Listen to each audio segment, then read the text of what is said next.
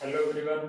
आज शुरू करने जा रहे हैं थर्मोडायनेमिक्स का चैप्टर 3, जिसका नाम है heat and work.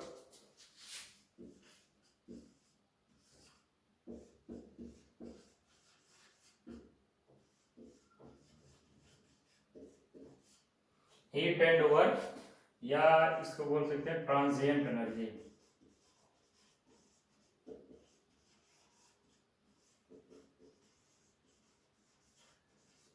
Heat and work और transient energy. Heat and work का हम बेसिकली इस चैप्टर में अध्ययन करेंगे। इस चैप्टर में और देखेंगे कि कब बोलते हैं heat is added to the system, कब वर्क पॉजिटिव होता है, कब क्यू पॉजिटिव होता है, कब वर्क निगेटिव होता है। ठीक है, जैसे बोलते हैं ना कि सिस्टम पर किया गया कार्य या सिस्टम द्वारा किया गया कार्य, तो वो सब हम देखेंगे। और हीट एंड वर्क का देखेंगे ट्रांजिशनल एनर्जी के फॉर्म में अध्ययन कैसे होगा। ठीक है, तो पहले समझते हैं ट्रांजिशनल। ट्रांजिएंट क्या होता है? Transition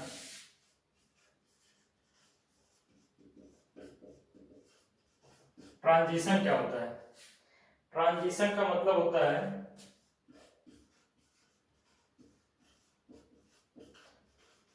transformation. ठीक है, ट्रांजिशन का मतलब होता है transformation. Transformation means one point two another point को ट्रांजिएंट कर रहा है, मीन्स ट्रांसफर कर रहा है ना।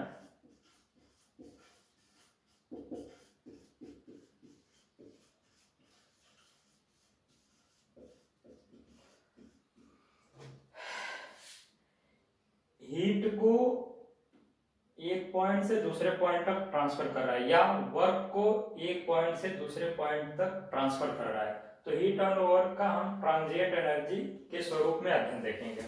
ठीक है, तो समझते हैं। फिर इसमें देखते हैं ट्रांजिशन किसका होता है। टेम्परेचर का भी ट्रांजिशन हो सकता है। टेम्परेचर से जो ट्रांजिशन होता है, टेम्परेचर से जो ट्रांजिशन होता है वो हीट मीन्स टेम्परेचर से जो ट्रांजिशन होता है उससे हीट प्राप्त होती है।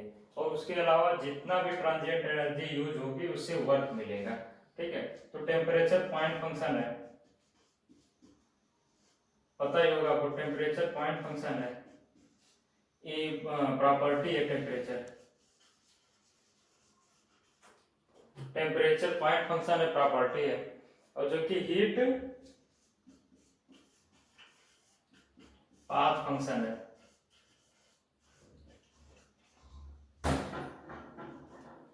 हीट पाथ फंक्शन है और प्रॉपर्टी नहीं है।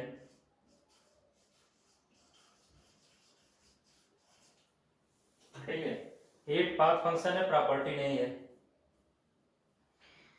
तो टेम्परेचर और तो हम यहाँ पे देखते हैं कि सेम टेम्परेचर जो कि पॉइंट फंक्शन और प्रॉपर्टी है, पर उसी टेम्परेचर से हम हीट प्राप्त कर रहे हैं, वो हीट पाथ फंक्शन हो जा रही है और प्रॉपर्टी नहीं है। तो फिर और आगे देखते हैं।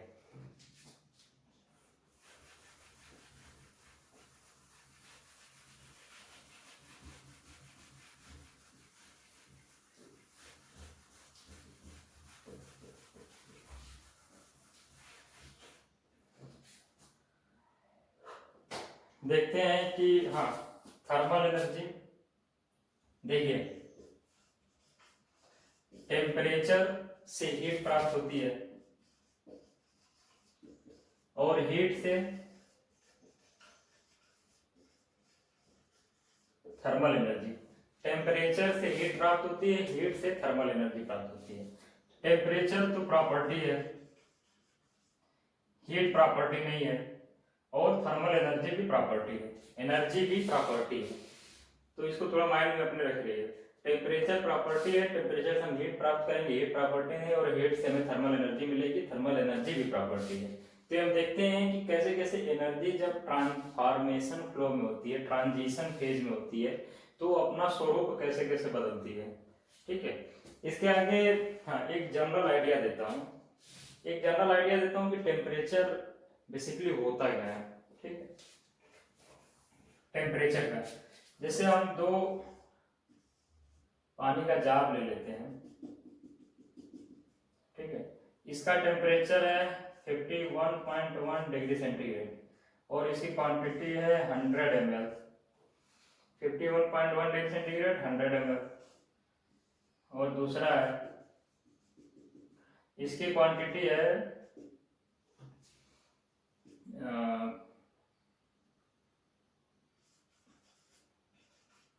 500 ml और इसका टेम्परेचर है 51 डिग्री सेंटीग्रेड, ठीक है। इसकी क्वांटिटी है 500 ml और टेम्परेचर है 51 डिग्री सेंटीग्रेड। इसकी क्वांटिटी 100 ml 51.1 डिग्री सेंटीग्रेड। पर देखेंगे आप देखेंगे अगर कि टेम्परेचर किसका ज्यादा है, तो टेम्परेचर तो सीधे सीधे इसका ज्यादा है क्योंकि 51.1 डिग्री सेंटीग्रेड है, 51 डिग्री सेंटीग्रेड है। पर पूछेंगे अगर इसी सेंस में कि थर्मल एनर्जी किसकी ज्यादा है, थर्मल एनर्जी किसकी ज्यादा है, ठीक है, थर्मल एनर्जी किसकी ज्यादा है। थर्मल एनर्जी क्या होती है, आपको बताया था इससे पहले कि average kinetic energy of molecules,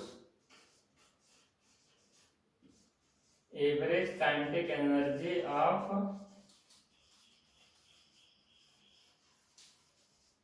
molecules, average kinetic energy of molecules को ही थर्मल एनर्जी बोलते हैं। तो average kinetic energy of molecule इसकी ज्यादा है क्योंकि क्वांटिटी ज्यादा है, टेम्परेचर में थोड़ा सा डिफरेंस है। तो ये आप हमेशा ध्यान में रखेंगे कि टेम्परेचर ज्यादा है इसका मतलब ये नहीं कि थर्मल एनर्जी इसकी ज्यादा हो, ठीक है। ये सब बेसिक चीजें हैं। फिर आगे देखते हैं एनर्जी।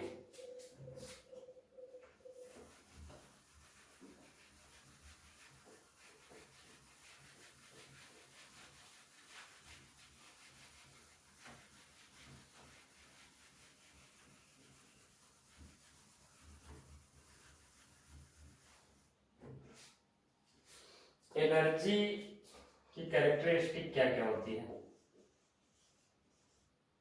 एनर्जी की कैरेक्टरिस्टिक्स क्या क्या होती है। एनर्जी में कैरेक्टरिस्टिक्स ये होती है कैपेसिटी टू डू वर्क, ठीक है, टू डू वर्क। एनर्जी में कैपेसिटी होती है कि उसकी कार्य करने की क्षमता होती है एनर्जी में, ठीक है। Capacity to produce change from existing condition, energy form भी चेंज करता है, मीन्स काइनेटिक टू पोटेंशियल या वेरियस फॉर्म में चेंज करती है, एनर्जी खुद को चेंज कर सकते हैं। हाँ, can not be seen however it's pressure can be failed, energy को देखा नहीं जा सकता, कैंट बी सीन, पर कैसे जानेंगे कि यहाँ एनर्जी है, बाय प्रेशर, ठीक है, by pressure we sell heat, ठीक है। एनर्जी को देखा नहीं जा सकता लेकिन बाय प्रेशर से हम इसे फील कर सकते हैं, ठीक है। When energy is added or removed from a system, there occurs change in property of the system. जब किसी सिस्टम में मान लो ये सिलेंडर प्रेस का अरेंजमेंट है, कि जब इसमें हम एनर्जी देते हैं, ठीक है, हीट के माध्यम से दे रहे हैं तो कौन सी एनर्जी है, थर्मल एनर्जी दे रहे हैं। थर्मल एनर्जी दे रहे हैं तो इसके प्रॉपर्टी में चेंज होता है। तो वही बोल रहा हूँ कि when energy is added or removed from a system, there occurs change in property और properties of the system। तो एनर्जी किसी सिस्टम को देते हैं या उससे एनर्जी लेते हैं तो उसमें प्रॉपर्टी में चेंजेस आते हैं, ठीक है। अब देखते हैं एनर्जी के फॉर्म कौन कौन से हैं।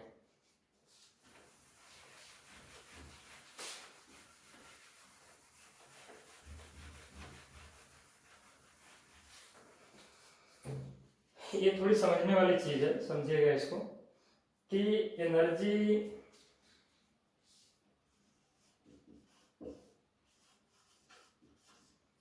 के फॉर्म कौन कौन से हैं, आगे मैं बताऊंगा डिटेल में कैसे डिफाइन करेंगे। फर्स्ट होती है स्टोर्ड एनर्जी और दूसरी होती है transitional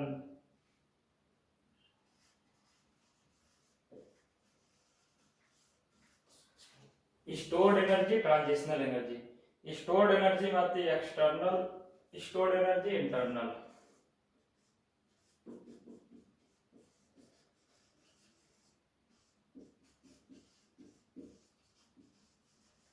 external stored energy, internal stored energy.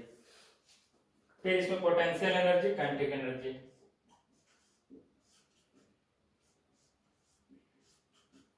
External stored energy में potential energy, kinetic energy. Internal में आ जाएगा आपका मॉलिक्यूलर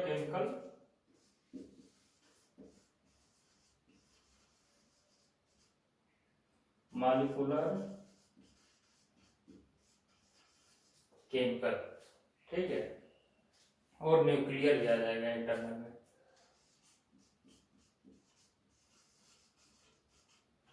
फिर मॉलिक्यूलर में जो उसके अणु होंगे उनमें भी पोटेंशियल एनर्जी और काइनेटिक एनर्जी, ये दोनों आ जाएगी। और ट्रांजिशनल एनर्जी क्या होती है? ट्रांजिशनल एनर्जी क्या, ये देखिए एनर्जी का एक शुद्ध फॉर्मेशन है, ठीक है। स्टोर्ड एनर्जी एक्सटर्नल होगी, इंटरनल होगी। External potential kinetic, internal molecular chemical nuclear, फिर molecular potential kinetic.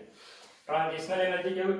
Transitional energy only two type की होती है, एक होती है हीट और दूसरी होती है वर्क। मींस एनर्जी अगर ट्रांजिशन फेज में है तो या फिर वो हीट के रूप में ट्रांजिएंट में रहेगी या वर्क के रूप में ट्रांजिएंट में रहेगी, ठीक है। इसको हम देखते हैं आगे कैसे है ऐसा। देखिए स्टोर्ड एनर्जी क्या होती है, फर्स्ट देखते हैं स्टोर्ड एनर्जी और ट्रांजिशनल एनर्जी क्या है। देखिए मान लेते हैं यहां पे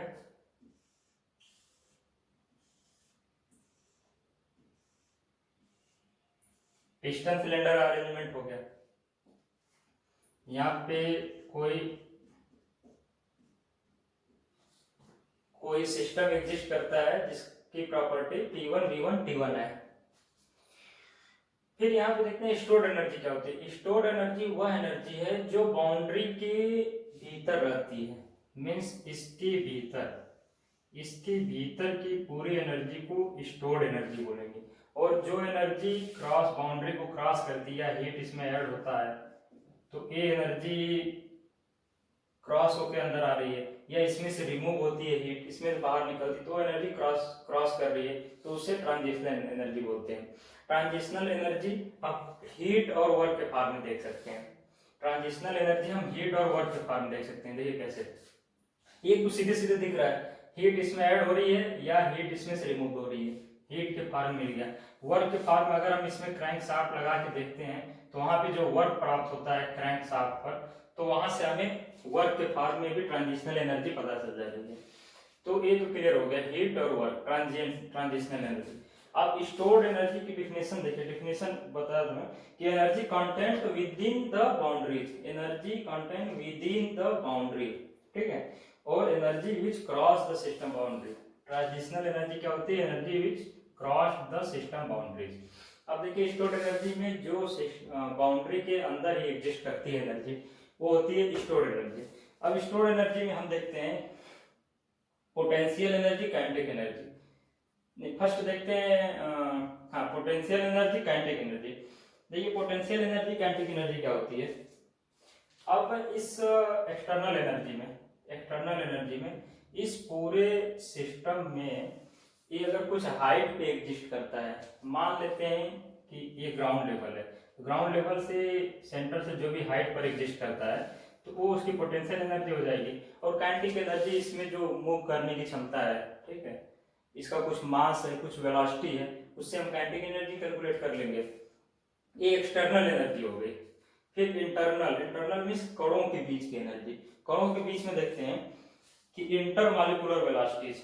देखिए इंटरनल में मॉलिक्यूलर एनर्जी, मॉलिक्यूलर में मीन्स एक कण होगा, यहाँ पे कई कण होंगे, सैकड़ों कण होंगे, ठीक है, हजारों लाखों कण होंगे, तो इन कणों की स्पेसिफिक यहाँ से जो पोटेंशियल एनर्जी है और इसका जो मास और इसकी जो वेलोसिटी है, तो उसको जब कैलकुलेट करेंगे तो मॉलिक्यूलर में भी पोटेंशियल एनर्जी काइनेटिक एनर्जी पता चलेगी एक कण की, ठीक है।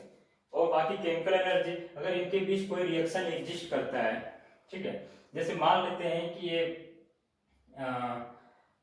ये मान लेते हैं कि एयर और पेट्रोल वेपर का मिक्सचर है, एयर और पेट्रोल वेपर का मिक्सचर है, तो उनमें उनके बीच एक कंबस्टन होता है ना, आईसी इंजन में, पेट्रोल साइकिल में, कोई पेट्रोल इंजन में कंबस्टन होता है ना, तो वहां पे केमिकल एनर्जी भी एग्जिस्ट करेगी। ठीक उसी प्रकार अगर इनमें कोई, जरूरी नहीं है सब में हो, लेकिन न्यूक्लियर एनर्जी बता रहा हूँ, जरूरी नहीं सब में न्यूक्लियर एनर्जी एग्जिस्ट करे, लेकिन फिर भी अगर इसमें हम कोई न्यूक्लियर फिजन या फ्यूजन, संलयन या विखंडन की अगर कोई घटना हो रही है, तो हमें न्यूक्लियर एनर्जी का यहाँ पता चलेगा। आपको एनर्जी के बारे में पूरा एक क्लियर कट आइडिया लग गया होगा, आपको समझ में आ गया होगा कि एनर्जी एक एनर्जी होगी, दूसरी ट्रांजिशनल होती है जो ट्रांजिएंट फेज में होती है, और ये भी आपको पता लग गया होगा एक्सटर्नल में पूरे सिस्टम को एक साथ लेते हैं, इंटरनल में एक एक कण का अध्ययन करते हैं, तो बाकी एक एक करके जो है मैं बता दिया हूँ, ठीक है। अब एनर्जी की बात आगे देखते हैं, ट्रांजिएंट एनर्जी, हमें अध्ययन करना है ट्रांजिएंट एनर्जी का।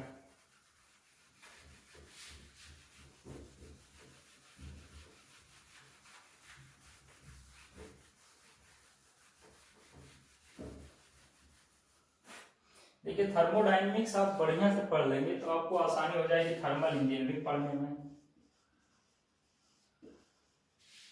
थर्मल इंजीनियरिंग पढ़ने में आसानी हो जाएगी, आईसी इंजन पढ़ने में आसानी हो जाएगी, और थर्ड आरएसी पढ़ने में आसानी हो जाएगी।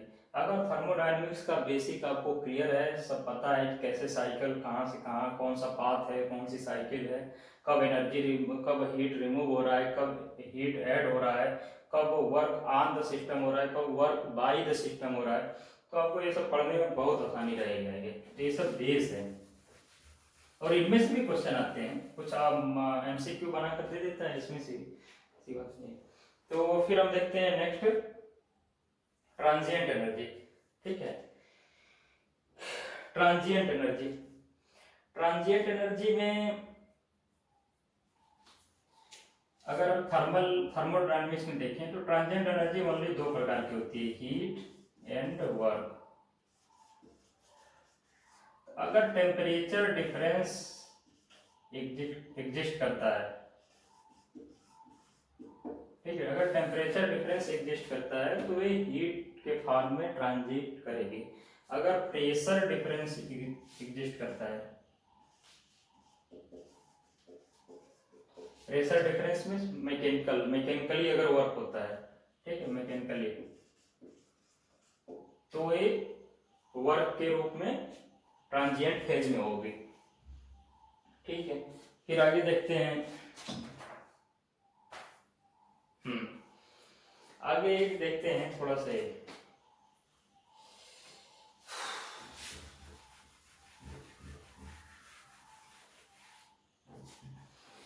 ट्रांजिएंट एनर्जी में both heat and work are energy in transition, these energy are significant at the system boundaries only during any interaction between system and surrounding, lose their identity as they enter or leave the system।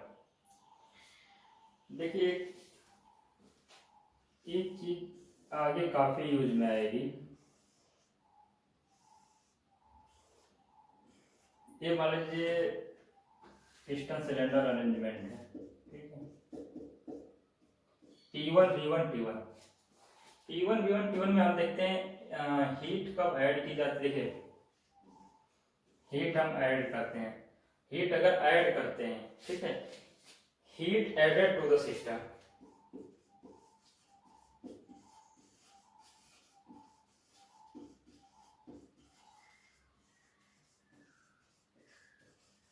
Heat added to the system, इसमें positive Q होगा, means Q की जो value रखेंगे वो positive होगी। अगर heat system में add की जाती है तो क्यू की वैल्यू पॉजिटिव होगी। Heat remove from the system,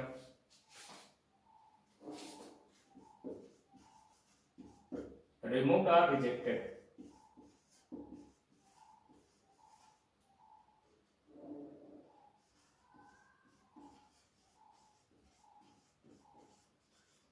heat rejected by the system होगा तो इसमें माइनस क्यू होगा।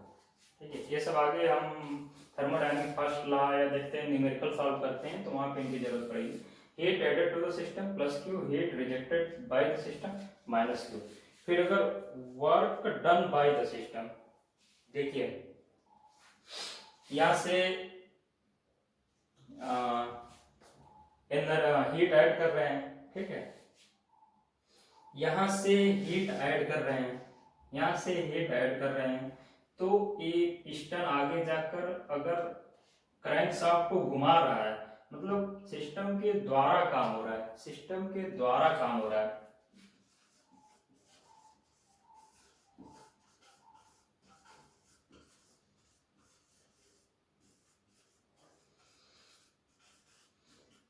Work done by the system हो रहा है, सिस्टम के द्वारा अगर कार्य हो रहा है तो वर्क पॉजिटिव होगा। सिस्टम के द्वारा कार्य हो रहा है तो वर्क पॉजिटिव होगा। अगर work done on the system means किसी एक्सटर्नल, मतलब जैसे एनर्जी हम यहाँ से हीट नहीं दे रहे हैं, ठीक है, हीट नहीं दे रहे हैं, हम इसको एक्सटर्नल सोर्स से पिस्टन मूव करा रहे हैं, मोटर से या हाथ से जैसे भी मूव करा रहे हैं, मीन्स सिस्टम पर कार्य कर रहे हैं, हम एक्सटर्नल सोर्स से कार्य कर रहे हैं, तो उस स्थिति में वर्क निगेटिव होगा।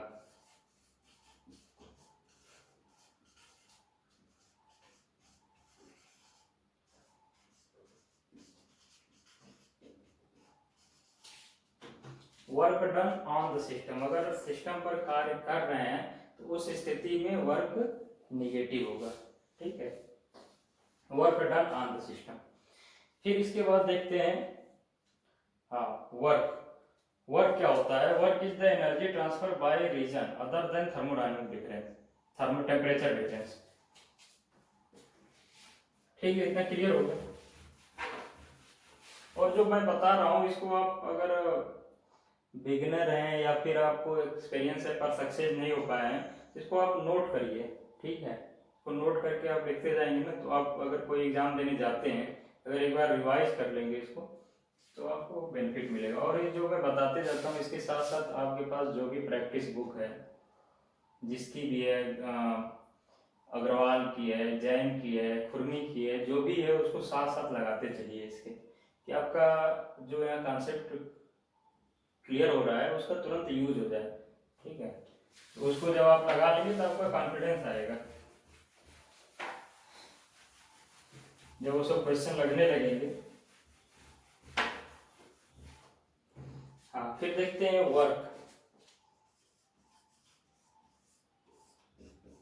वर्क क्या होता है? तो work is the energy transfer by reason other than temperature difference.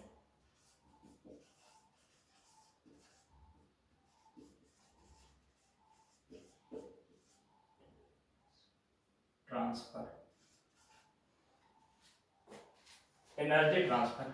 ठीक है, work is done by means of energy transfer other than temperature difference, other than temperature difference. अगर टेम्परेचर डिफरेंस से energy transfer हो रहा है तो heat हो जाएगा।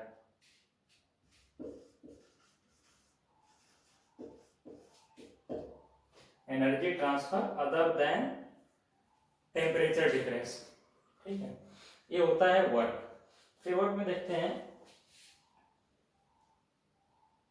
हाँ, वर्क में देखते हैं कि देखते हैं थर्मोडायनेमिक डेफिनेशन ऑफ वर्क। फिर देखते हैं थर्मोडायनेमिक डेफिनेशन क्या होती है वर्क की।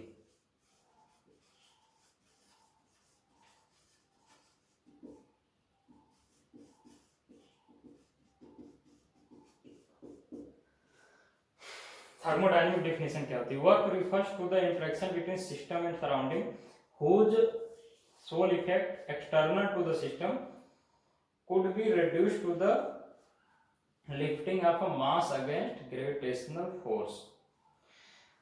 जैसे देखिए वर्क क्या होता है? वर्क में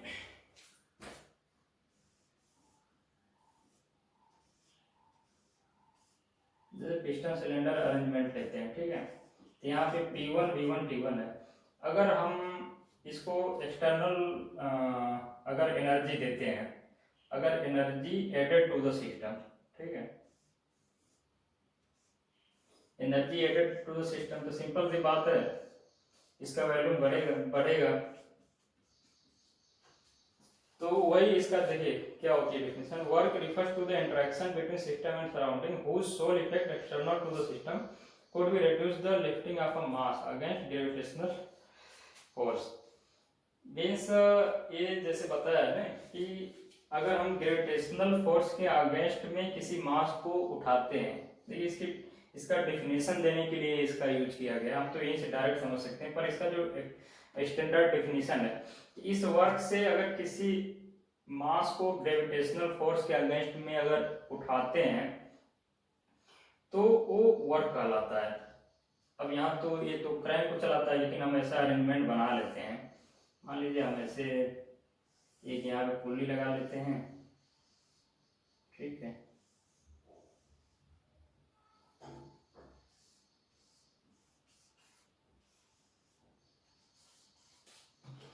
यहाँ पे मास रखा देते हैं। तो ये देखिए कि ग्रेविटेशनल फोर्स के अगेंस्ट में जो वर्क उठाएगा वो थर्मोडायनेमिक, इसकी डेफिनेशन यही है, work refers to the interaction between system and surrounding whose sole effect external to the system could be reduced to the lifting of a mass against gravitational force. ठीक है, अगर इसको हम पीवी डायग्राम पे draw करना चाहें तो first में पी हमारा ज्यादा है, ठीक है, और वी हमारा कम है, फर्स्ट में डायग्राम है, लेकिन P1 है V1 है, लेकिन सेकेंड में P2 कम हो गया है और V2 ज्यादा हो गया है। इसको ऐसे हम ड्रा कर सकते हैं पीवी डायग्राम पे। तो ये था thermodynamic definition. Work done by the system due to small amount of heat transfer del Q can be made equivalent to the thermodynamic work by system as per thermodynamic definition of work. ठीक है, means हम heat से thermodynamic work प्राप्त कर सकते हैं gravitational force के against में मास को उठाकर। अब इसका फार्मूला देखते हैं कि होता क्या है। वर्क का फार्मूला, वर्क देखिए, work done by the system due to small amount of heat transfer del Q, del W बराबर होता है फोर्स इनटू डिस्प्लेसमेंट।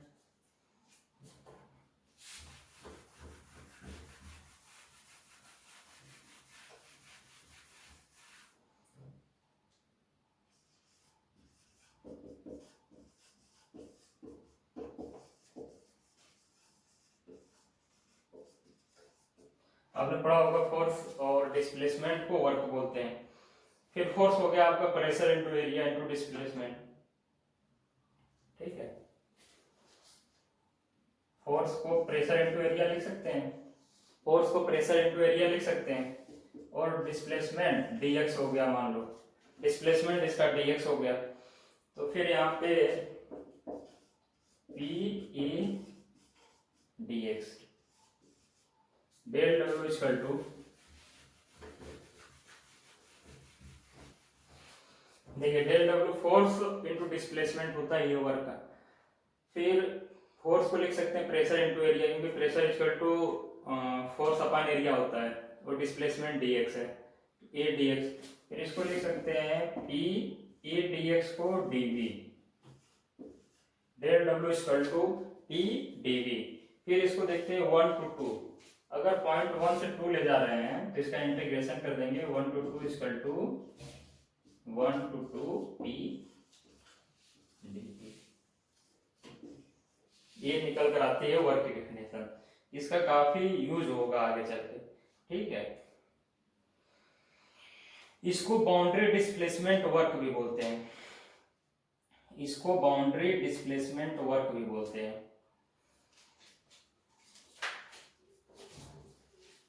इसको बाउंड्री डिस्प्लेसमेंट वर्क भी बोलते हैं, क्योंकि उसकी बाउंड्री डिस्प्लेस हो रही है, मीन्स आगे बढ़ रही है, तो जो फोर्स है फिर इनटू डिस्प्लेसमेंट यहाँ पे यूज किए हैं, एक टर्म याद कर लीजिएगा इसको, बाउंड्री डिस्प्लेसमेंट।